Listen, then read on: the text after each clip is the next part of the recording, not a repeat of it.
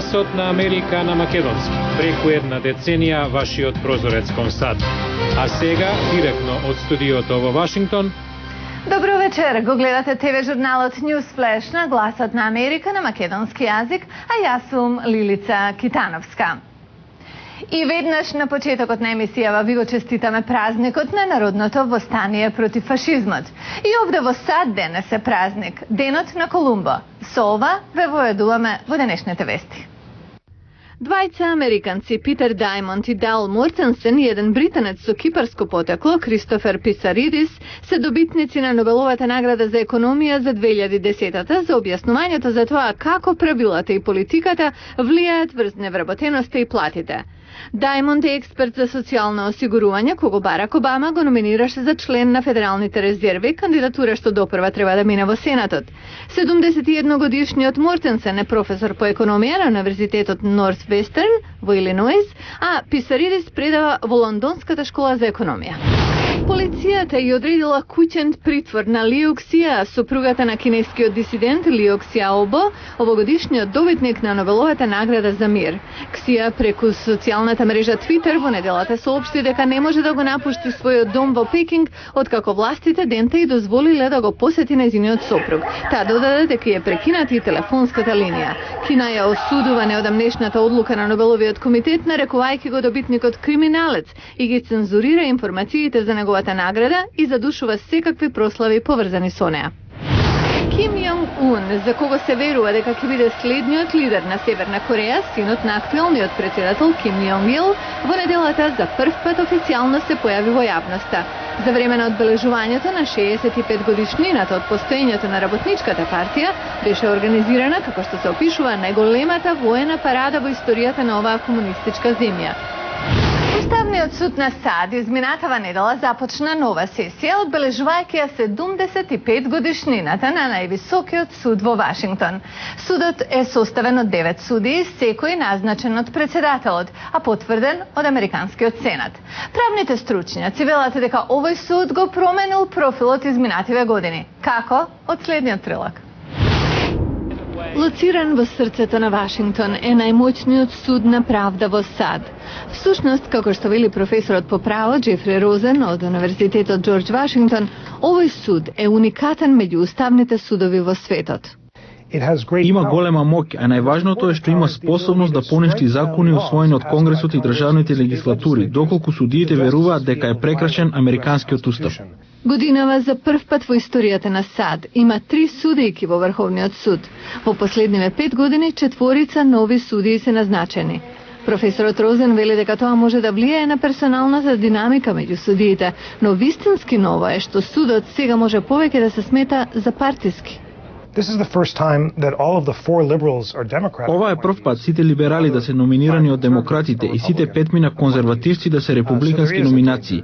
Сепак судиите би отфрле квалификација дека се партиски ориентирани, зашто и покрај нивните јасни идеолошки и филозофски разлики, никој не би гласал само од партиски побуди.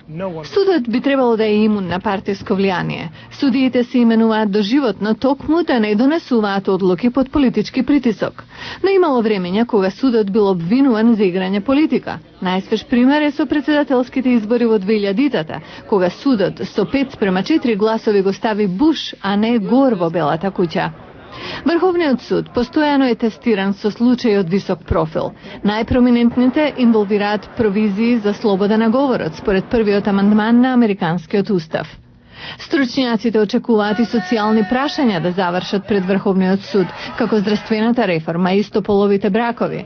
Идеолошките убедувања на судиите веројатно ќе бидат доминантен фактор при решавањето дали ќе земат во работа некој случај, но Розен вели судот се уште ужива јавна доверба и легитимитет во американското општество.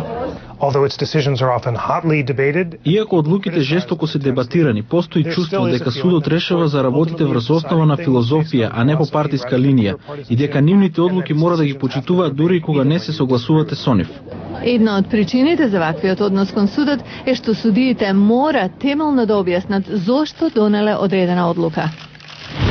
Според најнов извештај на Канцеларијата за одговорност на владата и покрај одредено зголемување на платите изминативе 2 години, жените во САД и натаму заработуваат помалку од мажите.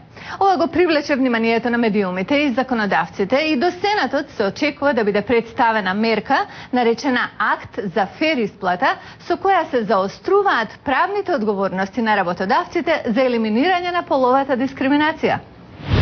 Истражувањето ги опфаќа платите на мажи и жени на менаџерска функција во 2007 година.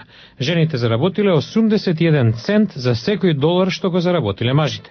Иако жените сочинуваат 40% од менаџерите на сите нивоа, само 3% од нив се извршни директори.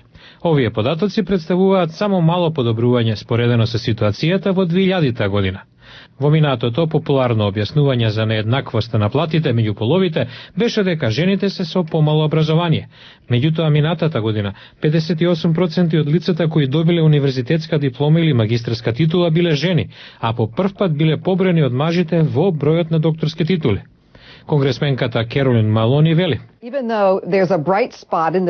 Се повеќе жени се образуваат. Го затвораме јазот во образованието, но не и јазот во примањата во однос на спротивниот пол. Некои сметаат дека и натаму постои дискриминација на работните места базирана на полот. Елен Галински е председател на Институтот за семејство и работа. Предрасудите се базирани на идеи од друго време, друг вид на економија, друг вид на семеен живот, што денес не постои. Некои дури сметаат дека жените се прескромни и не преговараат за платата како што тоа го прават мажите. Како контраст на трендот се нема жените жени и оние кои немаат деца во поголемите градови и тоа на возраст меѓу 22 и 30 години. Заработуваат 8% повеќе од мажите во истата категорија. Сепак, за мажените жени со деца диспаритетот во платата се уште е присутен. Што е хендикепираност? Може ли физички недостаток во денешно време да биде пречка за врвна физичка активност? Во следната емисија на Newsflash ќе ви ги донесеме одговорите на една исклучителна личност. Утре во Newsflash. Врвен атлетичар без нога вели: пречките се само тие што самите си ги поставуваме. Гледате во утрешен Newsflash. Ова беше Newsflash на Гласот на Америка на македонски јазик, а јас сум Лилица Китановска. За најнови содржини појдете и на нашата веб страница glasnaamerika.com. Пријатна вечер.